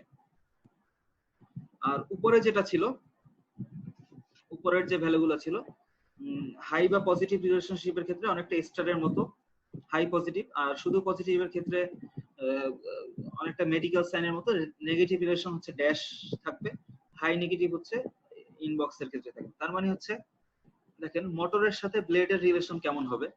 তাহলে মোটর ব্লেড বরাবর উপরে ওঠা হচ্ছে, মোটর বরাবর যাওয়া হচ্ছে, তাহলে তার মানে এই রিলেশনশিপটা হচ্ছে হাইলি পজিটিভ। আরপিএম এর সাথে মোটরের কোনো রিলেশনশিপ নাই। আর মোটরের সাথে আরপিএম, মোটর বরাবর উপরে যদি যাই, আরপিএম বরাবর যদি উপরে যাই, এখানে কোনো রিলেশনশিপ সাইন নাই। তার মানে হচ্ছে আরপিএম এর সাথে মোটরের এখানে রিলেশনশিপ নাই। সিমিলার ভাবে ব্লেড ম্যাটেরিয়ালের সাথে আরপিএম কেমন হবে, তার রিলেশনশিপ হচ্ছে ব্লেড বরাবর যদি উপরে যাওয়া হয় আর আরপিএম বরাবর যদি উপরে যাওয়া হয় তাহলে যে ভ্যালুটা আসবে। তো এভাবে করে সামারাইজ করে দেখা যাচ্ছে যে কোনটার পার্সেন্টেজ স্ট্রেস কিরকম আসছে। এখানে সামারি যদি বলি, তার মানে মোটরের পার্সেন্টেজটা হচ্ছে 29 বা ব্লেড ম্যাটেরিয়ালের পার্সেন্টেজটা 29। তাহলে আমরা যে প্রোডাক্টটা ডিজাইন করব তার ক্ষেত্রে মোটর এবং ব্লেড এই দুইটাকে আমরা প্রায়োরিটি দিব আমরা প্রোডাক্টটাকে ডিজাইন করার জন্য, তাহলে কাস্টমার স্যাটিসফ্যাকশন বেশি পাওয়া যাবে।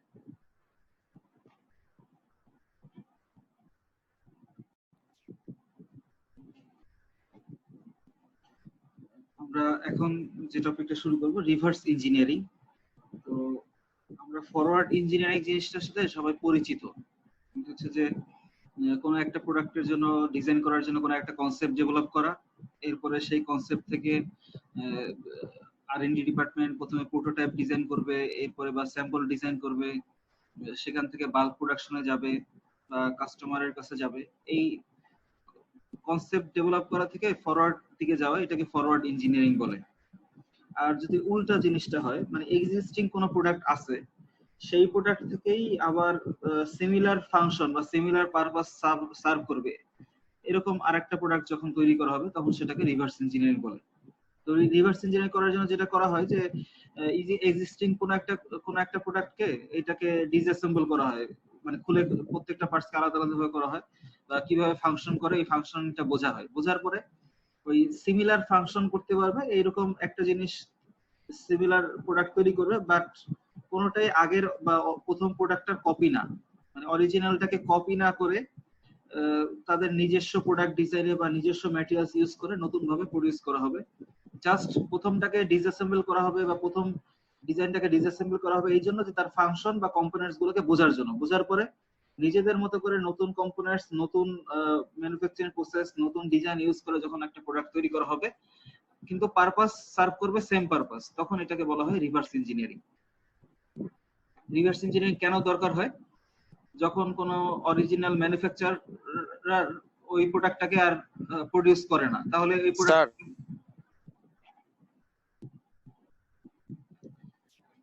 রিভার্স ইঞ্জিনিয়ারিং হচ্ছে কারেন্টলি কোনো একটা প্রোডাক্ট মার্কেটে আছে, এই প্রোডাক্টটা যে ফাংশন সার্ভ করে সিমিলার ফাংশন সার্ভ করবে বা সিমিলার পারপাস সার্ভ করবে, এরকম আপনি সিমিলার একটা প্রোডাক্ট তৈরি করবেন, কিন্তু প্রথম যে প্রোডাক্টটা মার্কেটে ছিল বা যে টাইপের প্রোডাক্টটা মার্কেটে ছিল সেই প্রোডাক্টের কোনো কিছুকে কপি না করে।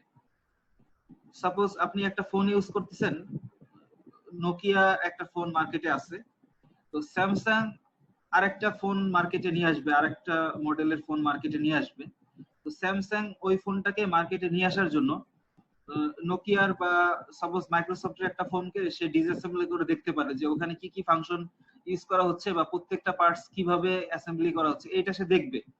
কিন্তু স্যামসাং যখন নতুন মডেলের ফোনটাকে নিয়ে আসবে, ওই নোকিয়ার ফোনের আর স্যামসাং ফোনের ফিচার গুলা সেম থাকবে বা স্যামসাং এর নতুন ভাবে যেটা ডিজাইন করা হবে তার পারপাস বা তার ফ্যাসিলিটি আরো বেশি থাকবে, কিন্তু কোনো পার্টস কে বা কোনো ডিজাইনকে কপি করা যাবে না। মানে হচ্ছে টোটালটাই আইডেন্টিক্যাল ভাবে প্রডিউস করতে হবে, আলাদাভাবে প্রডিউস করতে হবে। বাকি আইডিয়া নেওয়ার জন্য প্রিভিয়াস এক্সিস্টিং কোনো প্রোডাক্টের ম্যানুফ্যাকচারিং পার্টস এবং তার সার্ভিস কিভাবে হয় বা তার ম্যানুফ্যাকচারিং প্রসেস সম্পর্কে আইডিয়া নেওয়া যাবে। আইডিয়া নিয়ে নিজের মতো ইউনিক প্রোডাক্ট যে তৈরি করা, এটাকেই বলা হচ্ছে রিভার্স ইঞ্জিনিয়ারিং। তাহলে রিভার্স ইঞ্জিনিয়ারিং দরকার হচ্ছে যে কেন করব, অরিজিনাল যে প্রোডাক্টটা ছিল মার্কেটে, সেই প্রোডাক্টটা ওই ম্যানুফ্যাকচারার কোনো কারণে সে আর ম্যানুফ্যাকচারিং করতেছে না। সে এক্সিস্টিং ম্যানুফ্যাকচারার হয়তো মনে করতেছে যে এই প্রোডাক্টে আমার বেশি প্রফিট হচ্ছে না, আমি অন্য কোনো প্রোডাক্ট এখন তৈরি করব, তাহলে তো ওই প্রোডাক্টটা মার্কেট আউট হয়ে যাবে। তো অন্য কোনো কোম্পানি তখন চিন্তা করলো যে আমরা এই ধরনের প্রোডাক্টটা মার্কেটে তাহলে আমরাই দেই।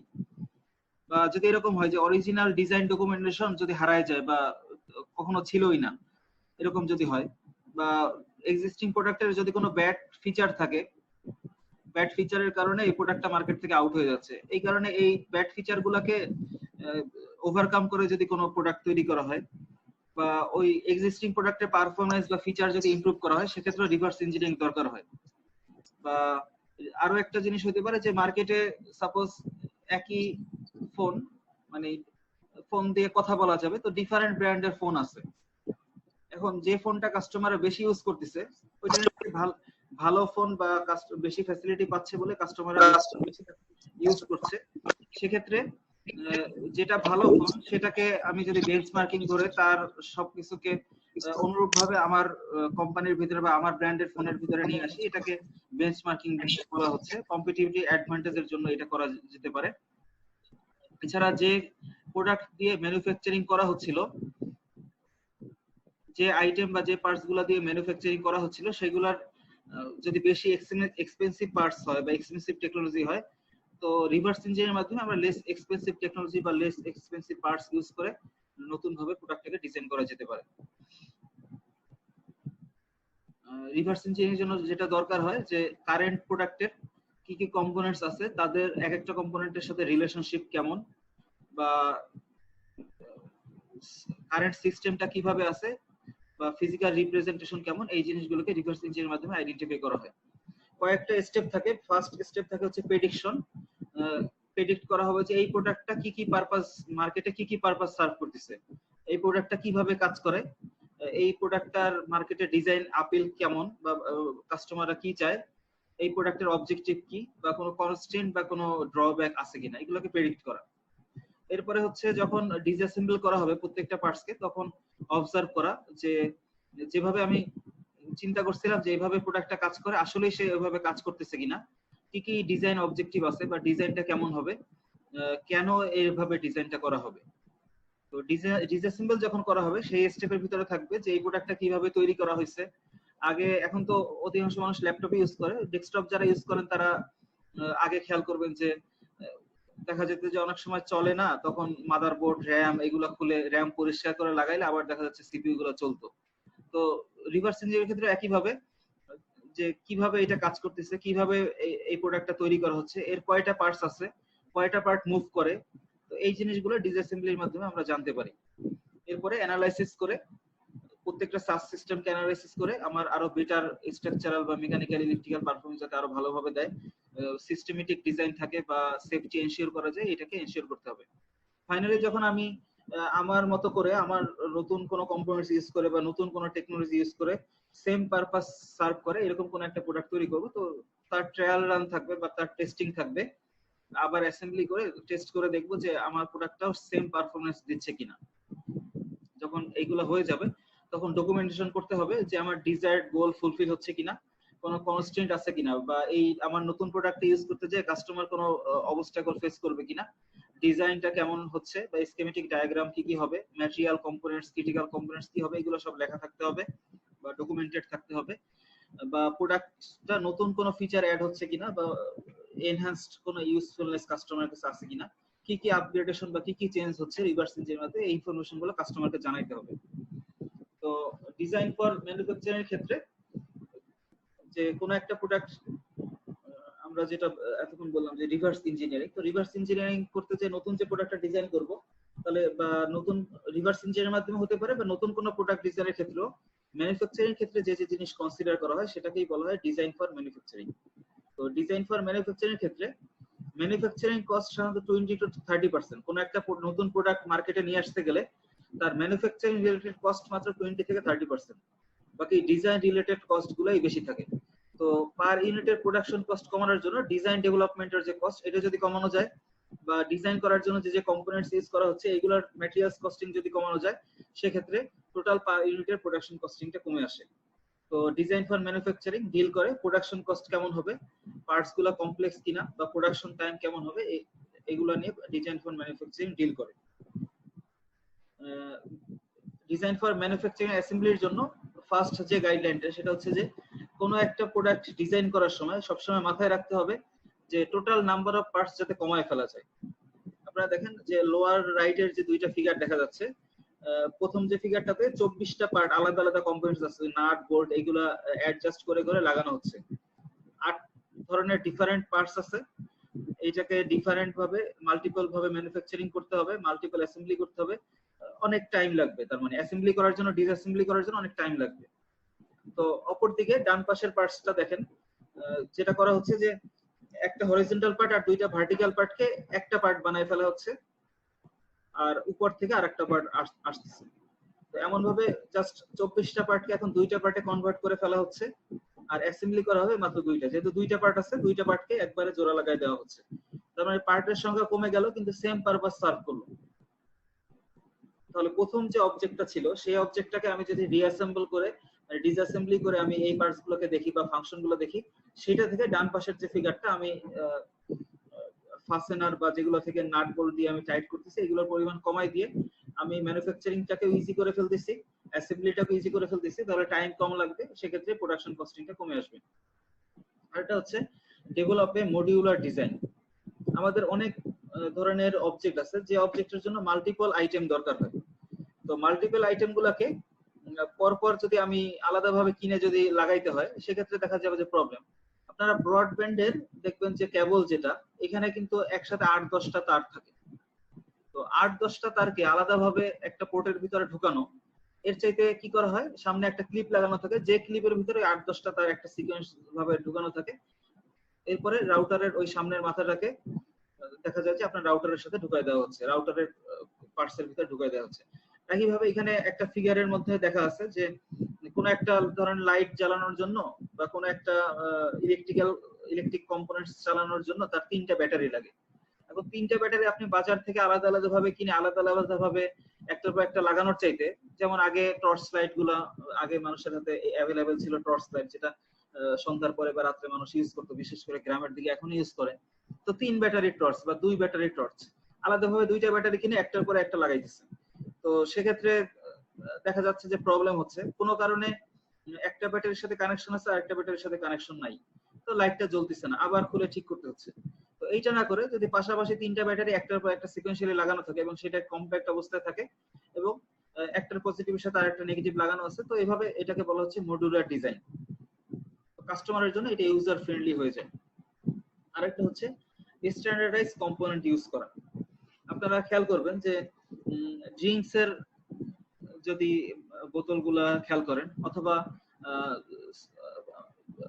ডিস্টিল ওয়াটার মানে পানি, মাম বা ফ্রেশ, এইগুলোর ক্ষেত্রে যদি খেয়াল করেন, 1/2 লিটারের বোতল তার জন্য ক্যাপ যেটা থাকবে তার যে সাইজ, 2 লিটারের বোতল তার ক্যাপের সাইজও সেম। ড্রিঙ্কস এর ক্ষেত্রে মোটামুটি সিমিলার ভাবে ফলো করা হয়। তাহলে কি হচ্ছে, ক্যাপ তৈরি করার জন্য এমন না যে 1/2 লিটারের পানি বা 1/2 লিটার ড্রিঙ্কস তার জন্য ক্যাপটা ছোট সাইজের তৈরি করতেছে, এরকম না, বরং সবগুলোর জন্য একই সাইজের ক্যাপ তৈরি করার কারণে দেখা যাচ্ছে যে কস্টিংটা কমে আসতেছে একটা ব্যাপার। আর একটা হচ্ছে যে সব একই ক্যাপ দিয়ে সবগুলো পারপাস সার্ভ করতেছে। কোনো কারণে একটা বোতলের ক্যাপ আপনি হারাই ফেললে আপনি সিমিলার ছোট একটা বোতল কিনে সেই ক্যাপটা আপনি বড় বোতলে ইউজ করতে পারতেছেন। তার মানে যেটা হচ্ছে যে স্ট্যান্ডার্ড কম্পোনেন্ট। এই যে নিচের ফিগারটা দেখেন যে ডোন্ট যেখানে লেখা, এখানে ডিফারেন্ট সাইজের স্ক্রু, তো এটা না করে সবগুলা সিমিলার সাইজের যদি স্ক্রু থাকে সেক্ষেত্রে ম্যানুফ্যাকচারিং করাটাও ইজি হবে, কাস্টমারের জন্য চুজ করাটাও ইজি হবে এবং সেম পারপাস সলভ করবে, ফ্লেক্সিবল হবে। আরো কিছু জিনিস কনসিডার করতে হয় যে ডিজাইন পার্টগুলো মাল্টি ফাংশনাল হইতে হবে, ডিফারেন্ট পারপাস যাতে সার্ভ করতে পারে, ফ্যাব্রিকেশন করা বা ম্যানুফ্যাকচারিং করা ইজি হইতে হবে, অ্যাসেম্বলি ডিরেকশন যাচ্ছে অল্প অ্যাসেম্বলি করলেই পারা যায়। প্রথম ফিগারটাতে যেটা বলা ছিল যে 24টা পার্টসকে আলাদা আলাদা ভাবে জয়েন করতে হবে, অ্যাসেম্বলি করতে হবে, তো এরকম না করে অল্প পার্টস যদি অ্যাসেম্বলি করতে হয় সেটা ইজি, বা হ্যান্ডলিং করা ইজি ভাবে এক জায়গা থেকে আরেক জায়গায় মুভমেন্ট করা যায়। অ্যালাইনমেন্ট ফিচার থাকতে হবে। যেমন অনেক কম্পোনেন্ট গুলো আগে থাকতো যে ডান দিক থেকে ঢুকবে নাকি বাম দিক থেকে ঢুকাইতে হবে এটা বোঝা যায় না। তো কোন দিক থেকে ঢুকবে এটার জন্য যদি হোল গুলো এমন ভাবে তৈরি করা থাকে যে কোনো একদিক থেকেই এটা ঢুকতে পারবে বা একদিক থেকেই স্ক্রু গুলো টাইটেনিং করা যাবে, তো সেক্ষেত্রে অ্যালাইনমেন্ট ফিচার বলে এটাকে। এটা সহজ হবে, ইউজার ফ্রেন্ডলি হবে বা রিয়েলিস্টিক টলারেন্স থাকবে। কতটুকু গ্যাপ না থাকলেই নয়, টলারেন্স গুলো রিয়েলিস্টিক ভাবে থাকবে। পার্টস গুলোকে ইজি ভাবে যাতে ইউজ করা যায় এইগুলা সেটাকে কনসিডার করতে হবে। আরেকটা হচ্ছে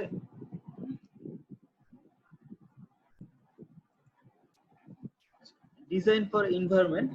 কোন একটা প্রোডাক্টকে ডিজাইন করার ক্ষেত্রে, প্রোডাক্টটাকে ইউজ করার ক্ষেত্রে, প্রোডাক্টটা কাস্টমার যখন ইউজ করবে বা আফটার সেল সার্ভিস বা কাস্টমার ইউজ করা শেষে যখন ফেলে দিবে, এরকম প্রত্যেকটা স্টেজে ডিজাইন, কোন একটা প্রোডাক্টকে ডিজাইন ডেভেলপমেন্ট থেকে শুরু করে ওই প্রোডাক্টটা ডিসপোজাল এই পর্যন্ত প্রত্যেকটা স্টেজের মধ্যে এমন কোনো কাজ করা যাবে না যাতে এনভায়রনমেন্টের উপর অ্যাডভার্স ইফেক্ট পড়ে বা এনভায়রনমেন্ট ক্ষতিগ্রস্ত হয়। তো এভাবে কনসিডার করে যখন প্রোডাক্টকে ডিজাইন করা হবে সেটাকেই বলা হয় ডিজাইন ফর এনভায়রনমেন্ট বা ডিজাইন ফর ডিএফই। স্যার মানে তাহলে সাস্টেইনেবল হতে হবে, সাস্টেইনেবল ডিজাইন ডেফিনেশনের ক্ষেত্রে যদি বলি যে a specific collection of design practice aimed at creating eco-efficient product. Eco-efficient মানে এনভায়রনমেন্টকে কোনো ক্ষতি করবে না। Effort to incorporate environmentally friendly engineering practices are known as design for environment. Green design বলে, ইকো ডিজাইনও বলে। আরেকটা হচ্ছে যে environmental health safety product sir. Life সাইকেলের ক্ষেত্রে স্যার এটা কি সাস্টেইনেবল ডিজাইন বলা যাবে? জি, সাস্টেইনেবল ডিজাইনও বলা যাবে।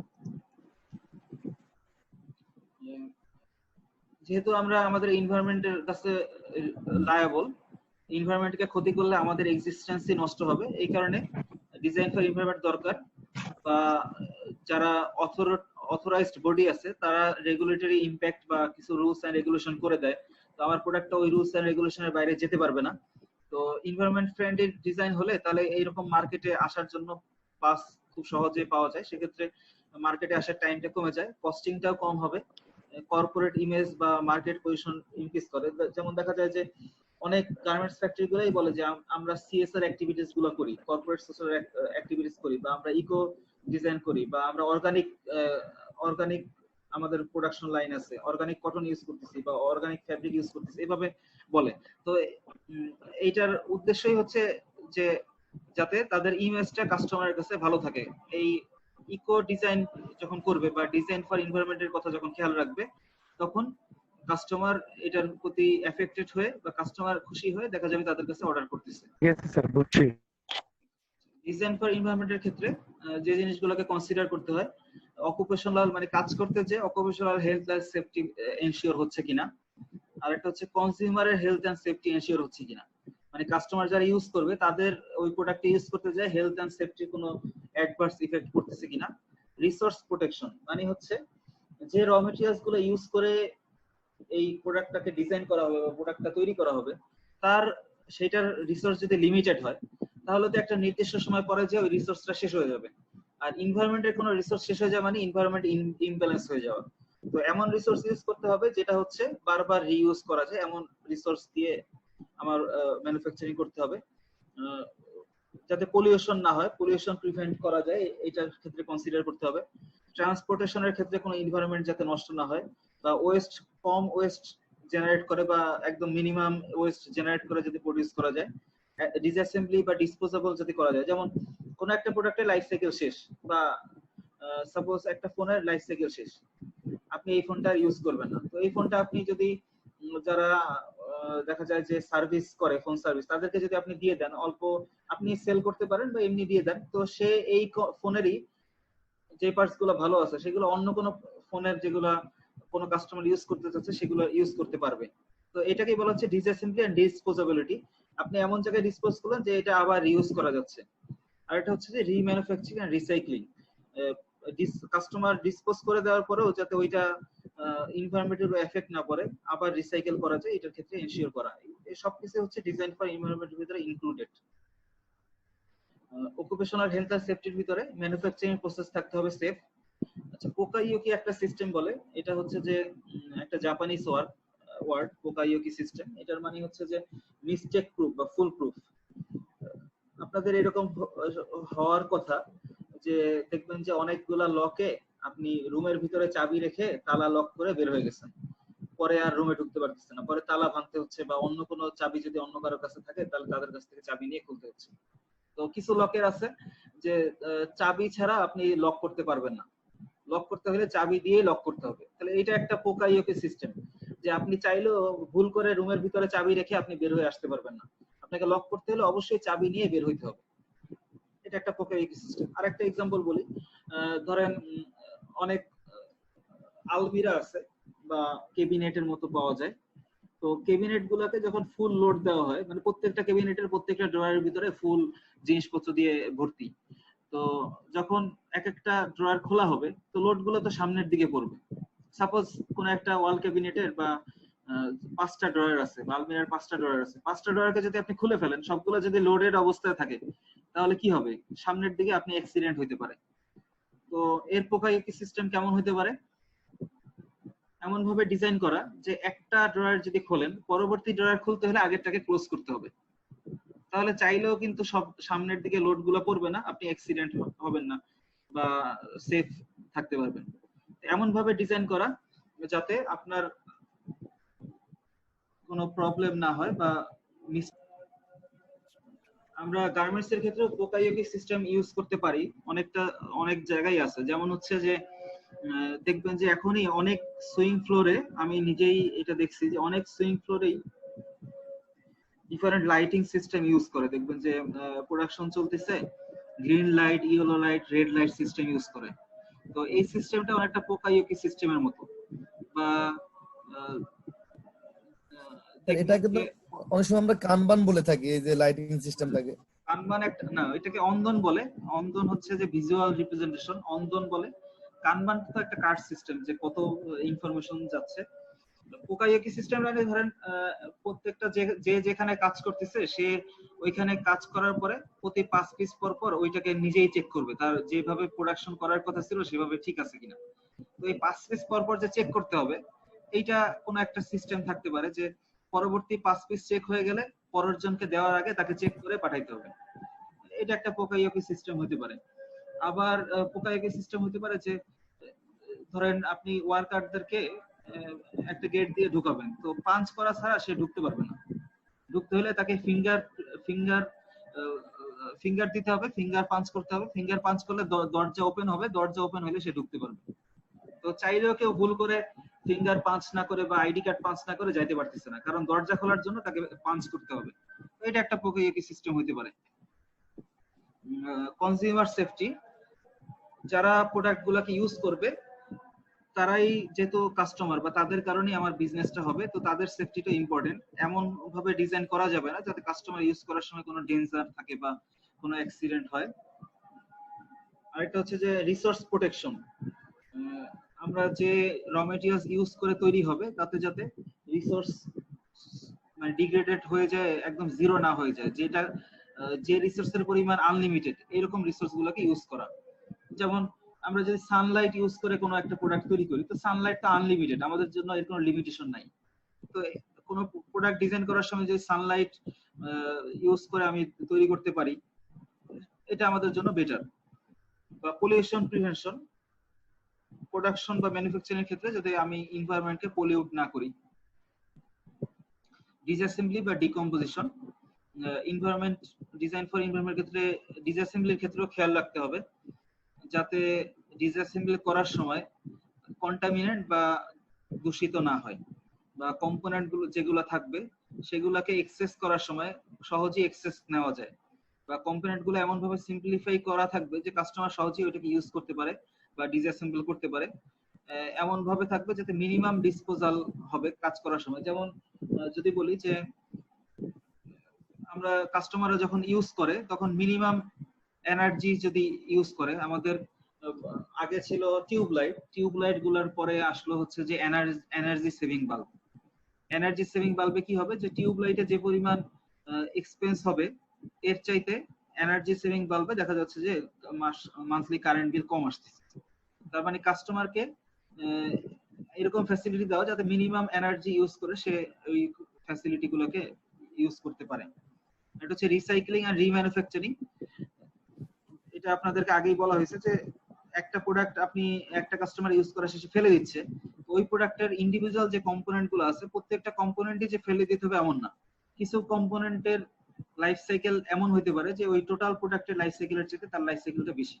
সেক্ষেত্রে ওই প্রোডাক্ট ইউজ না করলেও ওই প্রোডাক্টে আলাদা কোনো ইন্ডিভিজুয়াল কম্পোনেন্টকে রিইউজ করা যাচ্ছে বা নেক্সট প্রোডাক্ট ইউজ করা যাচ্ছে। এটাকেই আমরা বলতেছি রিসাইক্লিং বা remanufacturing. Waste minimization. Hello sir, আমরা রিসাইকেল ম্যানুফ্যাকচারিং এর ক্ষেত্রে ধরেন আমরা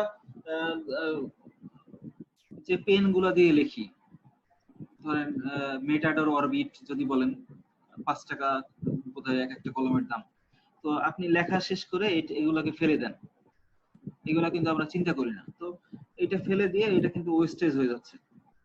তো আপনাদের ছোটবেলায় দেখবেন যে এর যে প্লাস্টিক গুলো ইউজ করা হয়, ছোটবেলায় মানুষজন এই ধরনের কলম গুলাকে জমায় দেখা যেত যে এগুলোকে আগুনে পোড়ায় পেপার ওয়েট তৈরি করতো, বা অনেকগুলো পেপার ওয়েট মার্কেটেও পাওয়া যেত যেগুলো হচ্ছে যে ফেলনা যে প্লাস্টিক এইগুলাকে একত্রে করে নতুন আর একটা প্রোডাক্ট তৈরি করতেছে। এরকম আমাদের দেশে না, বাইরে এরকম একটা ফ্যাক্টরি আছে যে ফ্যাক্টরি কি করে, চাবির রিং তৈরি করে। ফেলনা যত প্লাস্টিক আছে এই প্লাস্টিক গুলোকে তারা কালেক্ট করে, এটা তাদের একটা প্রসেস। প্লাস্টিক গুলোকে কালেক্ট করে তারা ওই প্লাস্টিক গুলোকে আবার ইনজেকশন মোল্ডিং মেশিনে দিয়ে তারা চাবির রিং তৈরি করে, সুন্দর সুন্দর ডিফারেন্ট এক একটা প্লাস্টিকের যেটা এক একটা কালার, চাবির রিং গুলো ডিফারেন্ট কালার হয়, সুন্দর দেখা যায়। জি বলেন আরেকজন।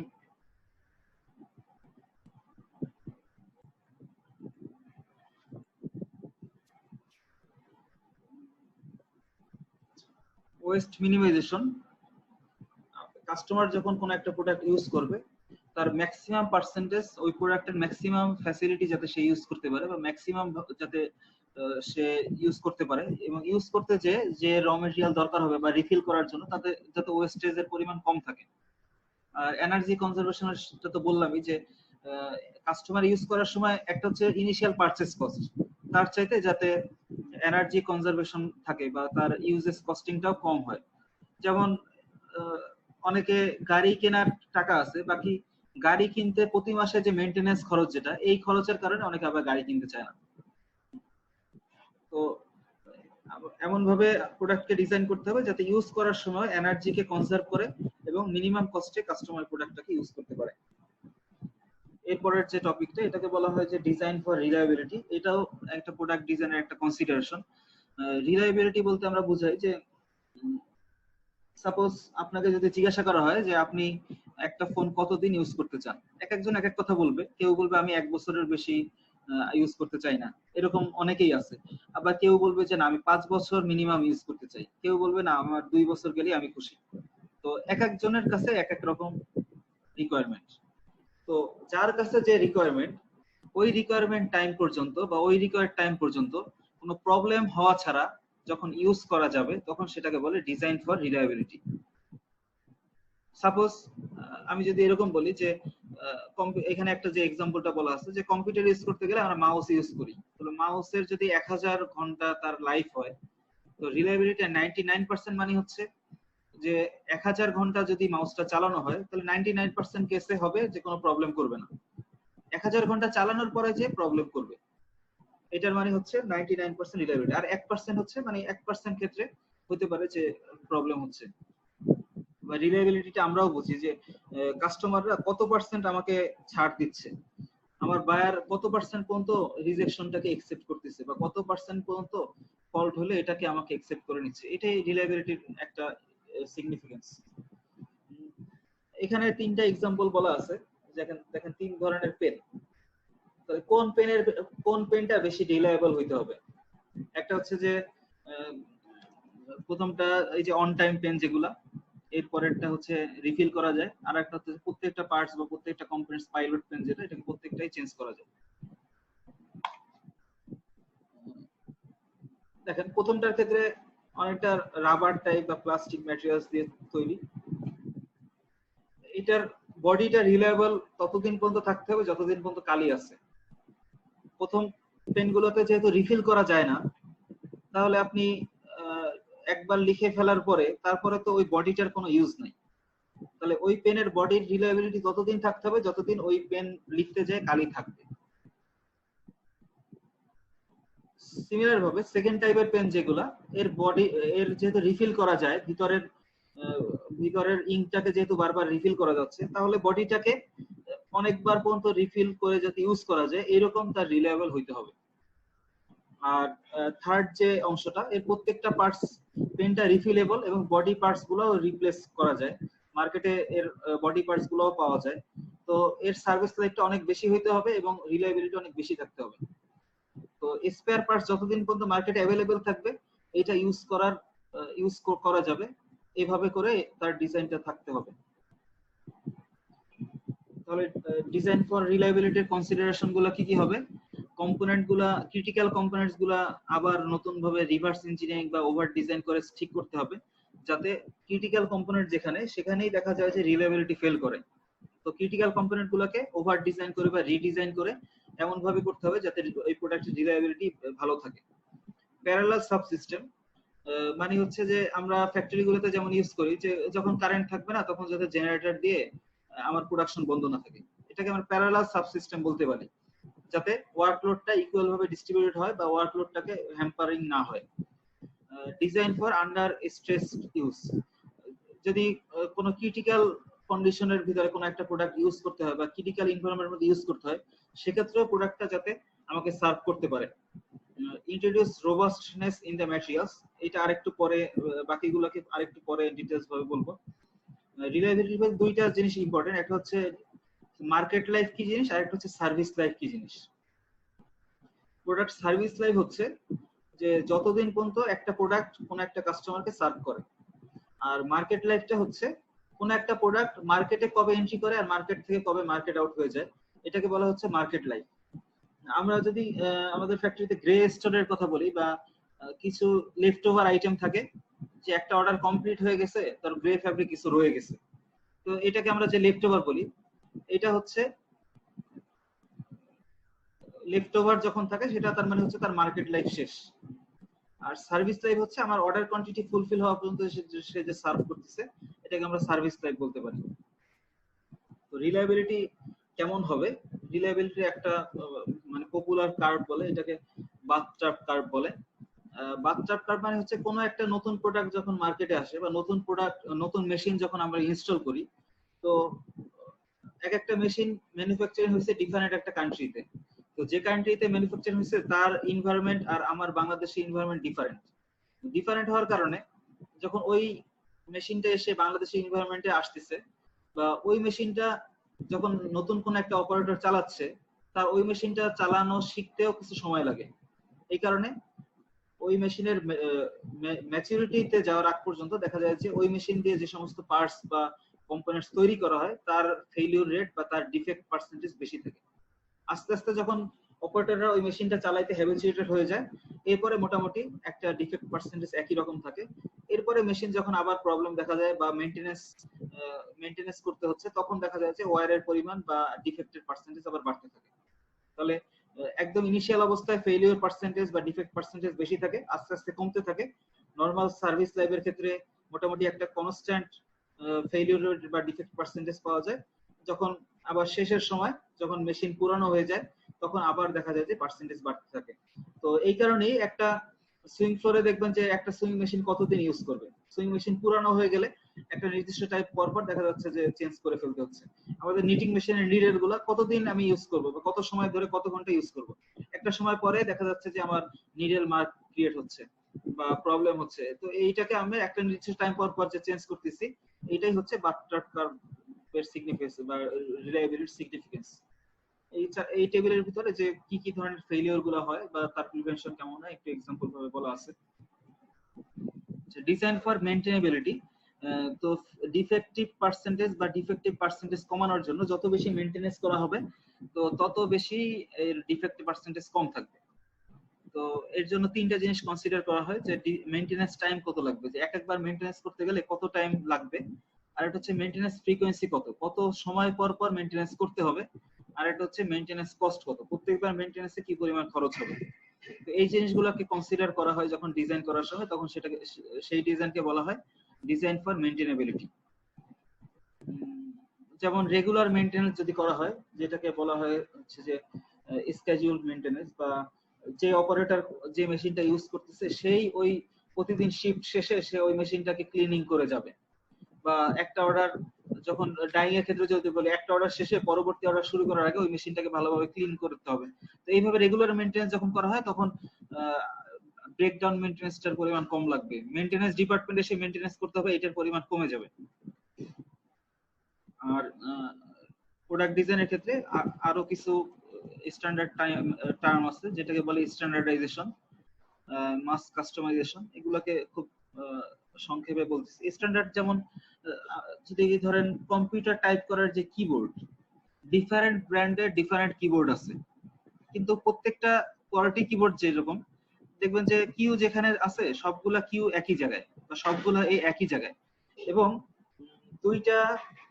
দুইটা বাটনের মাঝখানের যে স্পেস এটা সবগুলোতে একই রকম।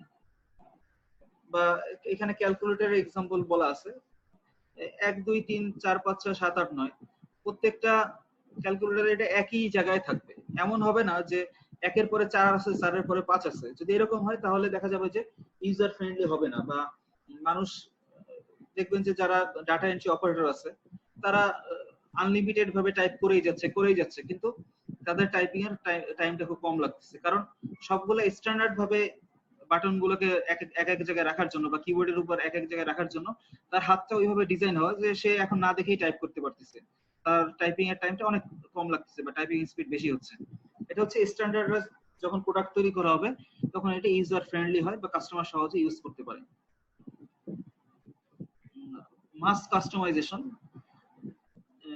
এটার এক্সাম্পলটা যেটা বলা হচ্ছিল যে কোনো একটা প্রোডাক্টকে সেটা যে শুধু একটা পার্টিকুলার প্রোডাক্টের ক্ষেত্রেই ওই পার্টস বা কম্পোনেন্টসটা ইউজ করা যাবে এরকম না, বরং পার্টস গুলোকে এমন ভাবে ডিজাইন করতে হবে যে ডিফারেন্ট সাইজের কম্পোনেন্টস এর মধ্যে ইউজ করা যাবে।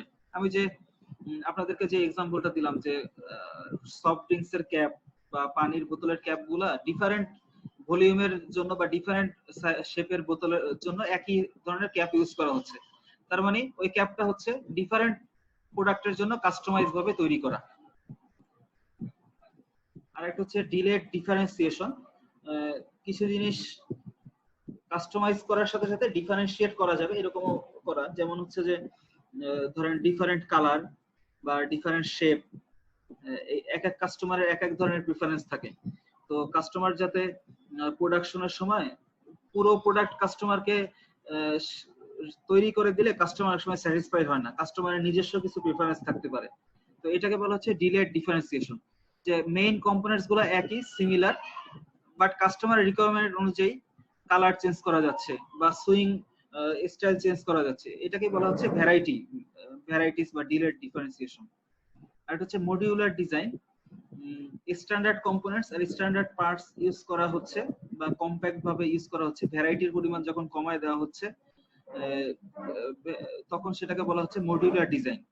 কখন ইউজ করা হবে, যে সাপোজ কোন একটা আইটেমে বা কোন একটা, এখানে সিপিইউ এর একটা एग्जांपल বলা আছে যে সিপিইউ তে প্রবলেম হচ্ছে বা সিপিইউ অন হচ্ছে না, তো এর ফেইলিউরটাকে ডায়াগনোসিস করার জন্য দেখা যাচ্ছে যে কোথায় প্রবলেম করতেছে সে